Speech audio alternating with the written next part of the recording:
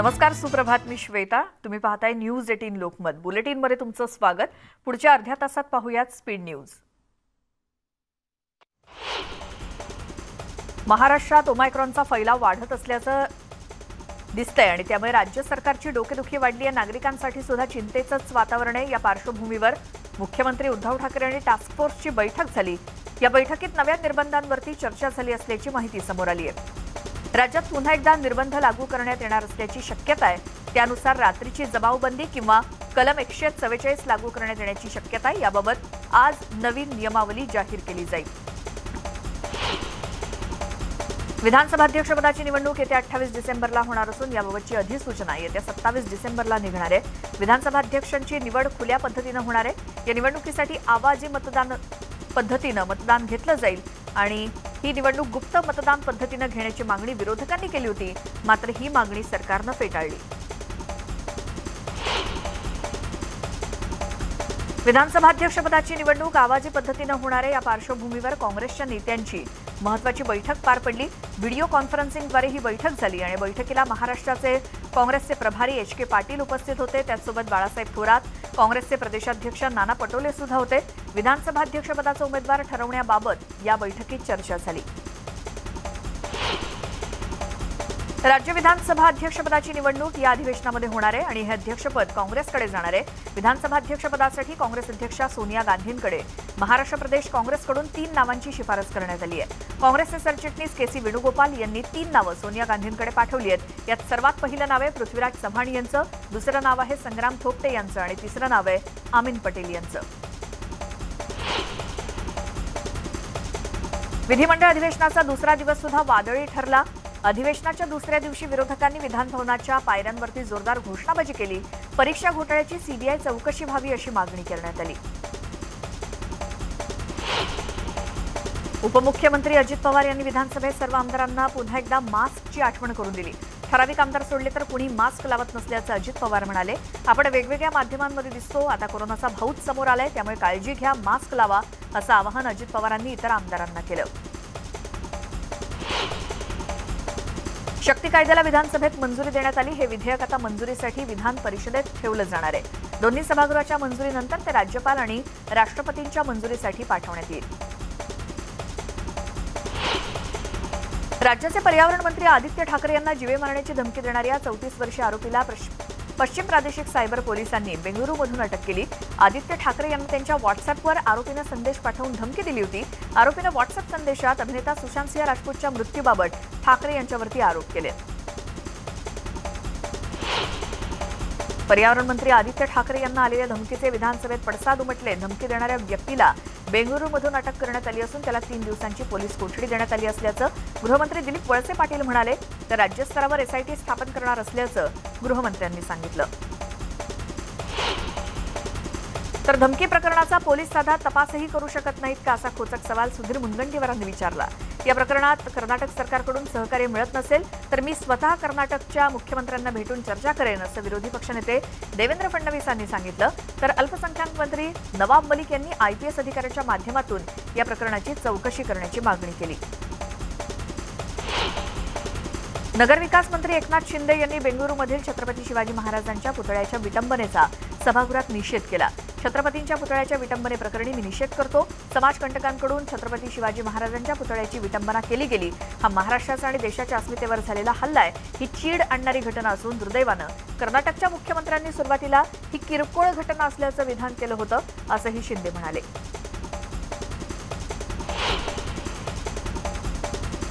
मुंबईतल्या भांडूपच्या सावित्रीबाई फुले हॉस्पिटलमधील वातानुकूलित यंत्रणेत बिघाड होऊन गेल्या 4 दिवसात 4 बालकं मृत्युमुखी पडली आहेत. या घटनेचे पडसाद विधिमंडळात उमटले.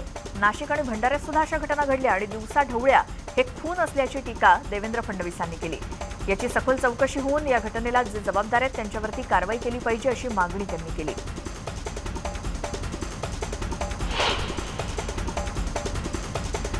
मुंबईतल्या भांडूपमध्ये झालेल्या 4 बालकांच्या मृत्यू प्रकरणी भाजप आक्रमक झाली होती. गुरुवारी महापालिकेत महापौरांच्या दालनासमोर भाजपनं याविरोधात आंदोलन केलं आणि महापौरांच्या दालनासमोर जोरदार घोषणाबाजी करण्यात आली. संजय राऊतांनी पंतप्रधान नरेंद्र मोदींवर टीका केली. आम्ही संसदेत पंतप्रधानांना शोधत होतो, ते कुठेही दिसले नाहीत. अधिवेशन काळात ते यूपी किंवा इतर ठिकाणी दिसत होते. ते तंदुरुस्त आहेत आणि पंतप्रधानांनी सभागृहात उपस्थित राहणं आवश्यक आहे अशी प्रथा आहे. उद्धव ठाकरे यांची तब्येत मधल्या काळात चांगली नव्हती, पण ते सूचना करत चांगलं काम हाताळतायत असा घणाघात पंतप्रधानांवरती शिवसेनेचे खासदार संजय राऊत यांनी केला.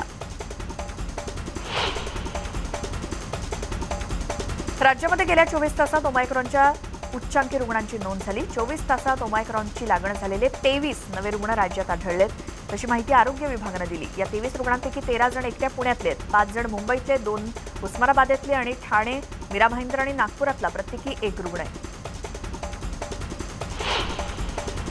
पिंपरी चिंचवडमध्ये ओमायक्रॉनचे आणखी 7 रुग्ण सापडल्यानं प्रशासनाची चिंता वाढली आहे. शहरात आता ओमायक्रॉनचे एकूण 9 रुग्ण झालेत आणि या सर्व रुग्णांना नवीन भोसरी रुग्णालयात दाखल करण्यात आले. सर्वजण नेदरलँड, साऊथ आफ्रिका देशांमधून प्रवास करून आल्याचं सांगितलं जात आहे.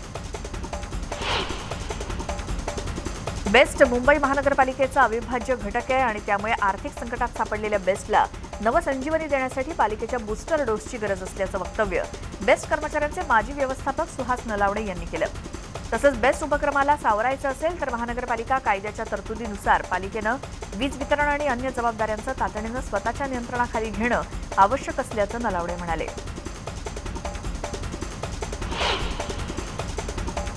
आता लोणावळ्यात जायचं असेल तर लसीचे दोन्ही डोसेस घेणं महत्त्वाचं असणार आहे. कोरोनाच्या पार्श्वभूमीवर लोणावळा नगर परिषद आणि लोणावळा पोलिसांकडून 2 डोस घेतलेल्यांनाच प्रवेश दिला जाणार आहे. 2 डोसेस घेतल्याचं प्रमाणपत्र बघितलं जाणार आहे. शिवाय हॉटेलमध्ये देखील लसीचे 2 डोसेस घेतलेल्यांनाच प्रवेश देता यावा अशा सूचना करण्यात आल्या. 2005 पासून शासकीय सेवेत असलेल्या कर्मचाऱ्यांचं निवृत्ती वेतन बंद करण्यात आल्यानं शासकीय सेवेत असलेल्या कर्मचाऱ्यांना वेतन मिळणार नाहीये. त्यामुळे वृद्धापकाळात अनेक संकटांना सामोरं जाण्याची वेळ येऊ नये यासाठी जुनी पेन्शन संघर्ष समितीच्या वतीनं पडघा ते विधान भवन असा लॉंग मार्च काढण्यात आला. या लॉंग मार्चमध्ये राज्यातील 36 जिल्ह्यांमधील हजारो शासकीय कर्मचारी सामील झाले होते. ओबीसी आरक्षणाच्या मुद्द्यावर राज्यात राजकारण चांगलंच तापलं असून वंचित बहुजन आघाडीचे अध्यक्ष बाळासाहेब आंबेडकर यांनी मुंबईमध्ये विधानभवनावर मोर्चा काढला. यावेळी पोलिसांनी त्यांना अटक केली. याचे पडसाद संपूर्ण राज्यात उमटत असून अमरावतीमध्ये अटकेचा निषेध करण्यात आला आणि यावेळी कार्यकर्त्यांनी राज्य सरकार विरोधी घोषणाबाजी केली. धुळ्यामध्ये शेतकरी संघटनेनं जिल्हाधिकारी कार्यालयाबाहेर आंदोलन केलं. संतप्त शेतकऱ्यांनी जिल्हाधिकारी कार्यालयाच्या प्रवेशद्वारावरती कांदा टाकून हे आंदोलन केलं. खासगी कृषी बाजारपेठा खुल्या करण्याची मागणी आंदोलकांनी केली असून बाजार समित्या बंद करण्याचा घाट घालणाऱ्यांवर गुन्हे दाखल करण्याची मागणी देखील शेतकरी संघटनेनं केली.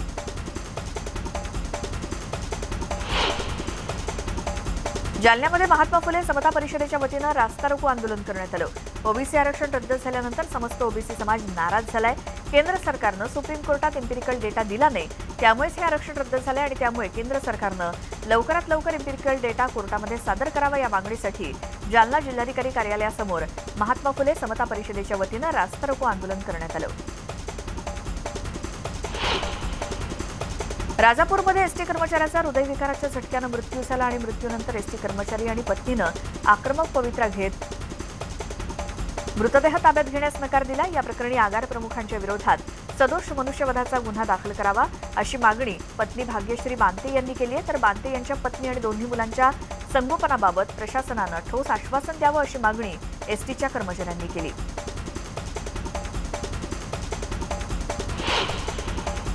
अकोल्यात अवैध बायोडिझेलच्या साठ्यावर अकोला पोलिसांच्या स्थानिक गुन्हे शाखेनं छापा टाकला आणि या छाप्यात 70,000 लिटर बायोडिझेलसह 1 लाखांहून अधिकचा मुद्देमाल जप्त केलाय.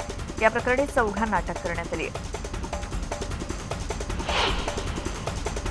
पोलीस असल्याची बतावणी करून एका खासगी कंपनीच्या कर्मचाऱ्याला लुटल्याचा प्रकार घडलाय. कर्मचाऱ्याजवळचे तब्बल 25,32,000 किमतीची रोख रक्कम घेऊन पसार झालेल्या आरोपींना नवी मुंबई पोलिसांनी 24 तासांच्या आत अटक केली. फिर्यादी हा एक खासगी कंपनीत कामाला होता. कंपनीचे उधारीचे पैसे घेऊन जात असताना दोघांनी पोलीस असल्याची बतावणी करून त्याला मारहाण करत त्याच्याजवळचा रोख मुद्देमाल असलेली बॅग चोरली होती.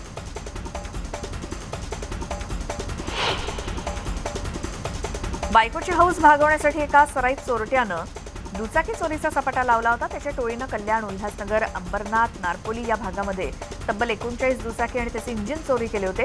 मात्र मानपाडा पोलिसांनी या टोळीला बेड्या ठोकल्या असून 8 लाखांचा मुद्देमाल जप्त केलाय. दीपक सलगरे असं टोळीच्या प्रमुखाचं नाव आहे.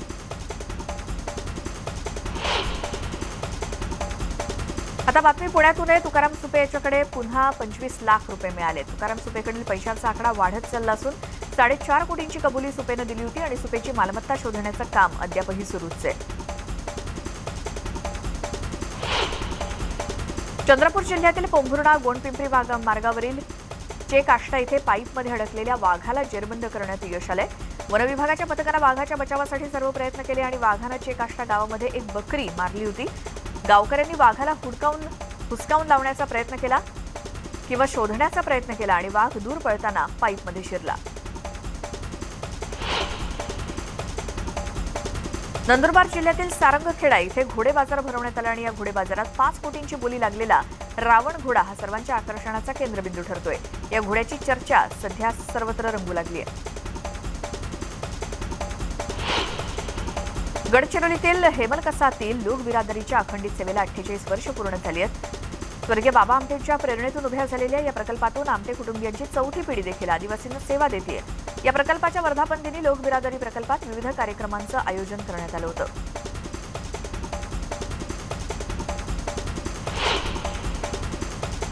आणखी काही स्पीड न्यूज आपण पाहूयात एका छोट्याशा ब्रेक नंतर। तुम्ही पाहत राहा न्यूज 18 लोकमत।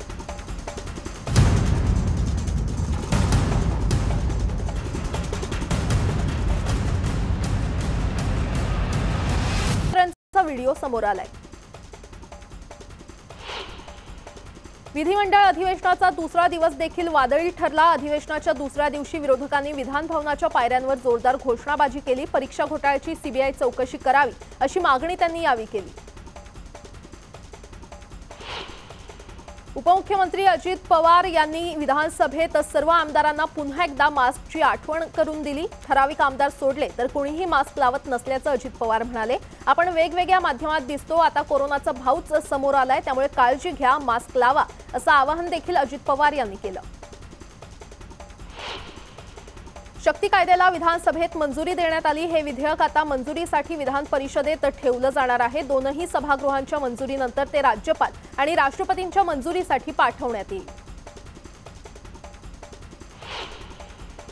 मुंबईतल्या भांडूपच्या सावित्रीबाई फुले हॉस्पिटलमधील वातानुकूलित यंत्रणेमध्ये बिघाड होऊन गेल्या 4 दिवसात 4 बालकं मृत्युमुखी पडलेत। या घटनेचे पडसाद विधिमंडळमध्ये उमटलेले आहेत। नाशिक आणि भंडाऱ्यामध्ये देखील अशा घटना घडल्यात। दिवसाढवळ्या हे खून असल्याची टीका यावेळी देवेंद्र फडणवीस यांनी केली। या घटनेची सखोल चौकशी होऊन जे या घटनेला जबाबदार आहेत त्यांच्यावर कारवाई केली पाहिजे अशी मागणी देखील त्यांनी केली। राज्याचे पर्यावरण मंत्री आदित्य ठाकरे यांना जीवे मारण्याची धमकी देणाऱ्या 34 वर्षीय आरोपीला पश्चिम प्रादेशिक सायबर पोलिसांनी बंगळुरू येथून अटक केली। आदित्य ठाकरे यांना त्यांच्या व्हॉट्सअॅपवर आरोपीने संदेश पाठवून धमकी दिली होती। आरोपीने व्हॉट्सअॅप संदेशात अभिनेता सुशांत सिंग राजपूतच्या मृत्यूबाबत ठाकरे यांच्यावर आरोप केले। पर्यावरण मंत्री आदित्य ठाकरे यांना आलेल्या धमकीचे विधानसभेत पडसाद उमटले। धमकी देणाऱ्या व्यक्तीला बंगळुरूमधून अटक करण्यात आली असून त्याला 3 दिवसांची पोलीस कोठडी देण्यात आली असल्याचं गृहमंत्री दिलीप वळसे पाटील यांनी म्हटलं। तर राज्यस्तरावर एसआयटी स्थापन करणार असल्याचं गृहमंत्र्यांनी सांगितलं।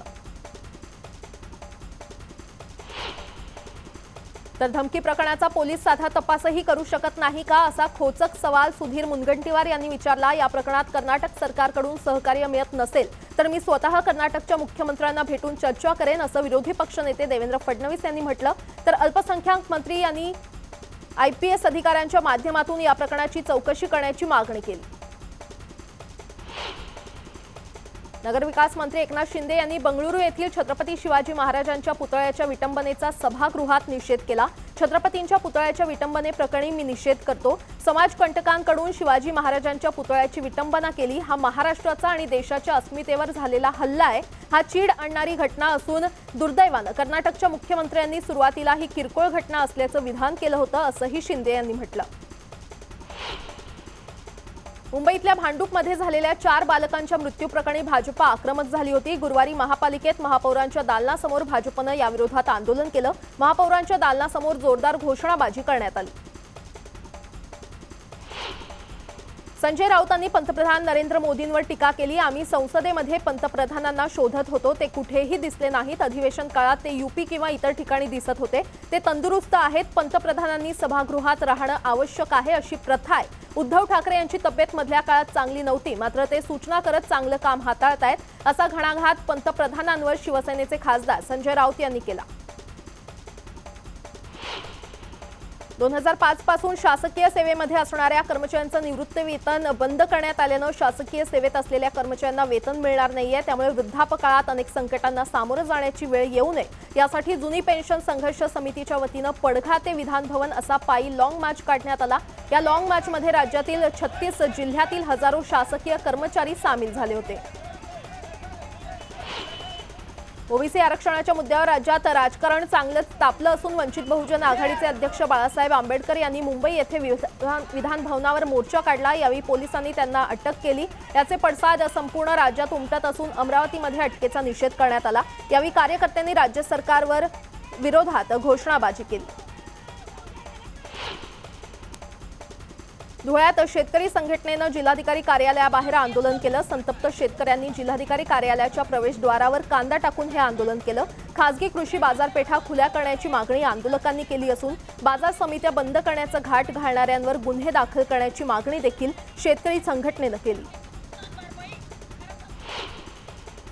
जालन्यात महात्मा फुले समता परिषदेच्या वतीनं रास्ता रोको आंदोलन करण्यात आलं। ओबीसी आरक्षण रद्द झाल्यानंतर समस्त ओबीसी समाज नाराज झालाय। केंद्र सरकारनं सुप्रीम कोर्टात एम्पिरिकल डेटा दिला नाही, त्यामुळेच हे आरक्षण रद्द झालंय। त्यामुळे केंद्र सरकारनं लवकरात लवकर एम्पिरिकल डेटा कोर्टात सादर करावा या मागणीसाठी जालना जिल्हाधिकारी कार्यालयासमोर महात्मा फुले समता परिषदेच्या वतीनं रास्ता रोको आंदोलन करण्यात आलं।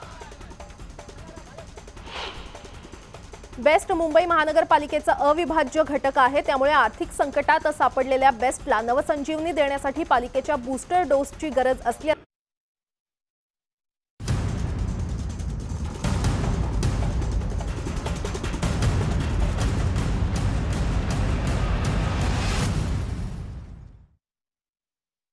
ब्रेकनंतर बुलेटिनमध्ये तुमचं स्वागत। पुन्हा पाहणार आहोत स्पीड न्यूज।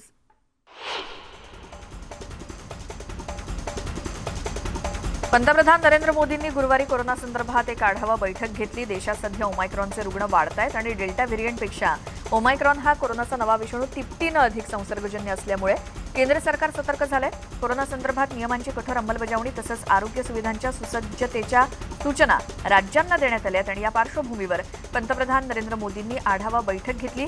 देशात सध्या ओमायक्रॉनचे 313 रुग्ण झालेत। तमिळनाडूत ओमायक्रॉनच्या रुग्णांची संख्या दिवसेंदिवस वाढतेय। गेल्या 24 तासात या ठिकाणी ओमायक्रॉनच्या 33 नव्या रुग्णांची नोंद झाली। राज्याचे आरोग्यमंत्री एम सुब्रमण्यम यांनी ही माहिती दिली। त्यामुळे आरोग्य विभागाची चिंता वाढली आहे। पंजाबमधल्या लुधियानात कोर्ट कॉम्प्लेक्समध्ये स्फोट झाला। या दोघांचा मृत्यू झाला असून 4 जण जखमी झालेत। इमारतीच्या 3ऱ्या मजल्यावर हा स्फोट झाल्याचं सांगितलं जातंय। मात्र या तळमजल्यावरील वाहनांचं मोठं नुकसान झालंय। आता वेध लागले ते ख्रिसमसचे, त्यामुळे जगभरात साजरा केला जाणारा हा सण भारतामध्ये सुद्धा मोठ्या प्रमाणात साजरा होतोय। ख्रिसमस म्हटलं की सगळ्यात आधी गोव्याचं नाव समोर येतं आणि गोव्यामध्ये ख्रिसमसची जय्यत तयारी सुरू आहे। चर्चेस सजवले जात आहेत, बाजारपेठा सुद्धा फुलून गेल्या आहेत। पश्चिम बंगालची राजधानी कोलकातामध्ये 50 फुटांच्या उंच ख्रिसमस हा ट्री सध्या दिसतोय आणि कोलकाता शहरातील हा सर्वात उंच ख्रिसमस ट्री आहे।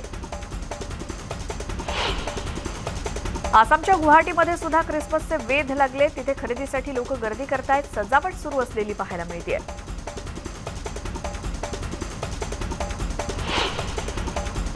ओडिशातील भुवनेश्वरमध्ये सुद्धा ख्रिसमसची जोरदार तयारी होताना दिसते। तिथली बाजारपेठ सुद्धा फुलून गेली आणि नागरिकांमध्ये ख्रिसमसचा उत्साह सध्या दिसतोय।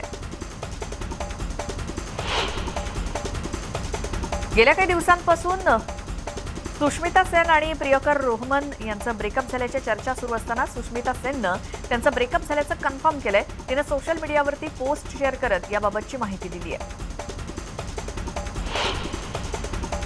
बडे अच्छे लगते मालिकेतील अभिनेता नकुल मेहताला कोरोनाची लागण झाली। त्यानं सोशल मीडियावर पोस्ट करत याबाबतची माहिती दिली। नकुल मेहतानं इंस्टाग्रामवर काही फोटो पोस्ट करत कोरोनाची लढाई लढत असल्याची माहिती दिली। तसंच या पोस्टद्वारे त्यानं चाहत्यांना तब्येतीबाबत सांगितलंय। मराठमोळी अभिनेत्री सई ताम्हणकरनं नुकतंच एक नवं फोटोशूट केलंय। तिनं खादीच्या जम्पसूटमध्ये हे फोटोशूट केलंय। सोशल मीडियावर तिनं फोटो पोस्ट केले। तिच्या या फोटोंना चाहत्यांची चांगलीच पसंती मिळतेय। आणि या स्पीड न्यूज सोबत वेळ झाली आहे या बुलेटिनमध्ये इथेच थांबण्याची. मात्र इतर सगळ्या बातम्यांच्या ताज्या अपडेट्ससाठी न्यूज 18 लोकमतच्या यूट्यूब चॅनलला सबस्क्राईब करा. बाजूला असलेल्या बेल आयकॉनवर क्लिक करा. आणखी एक महत्त्वाची आठवण, जाता जाता घराबाहेर पडत असताना मास्क वापरा, सॅनिटायझर सोबत ठेवा आणि सोशल डिस्टन्स सुद्धा पालन करा.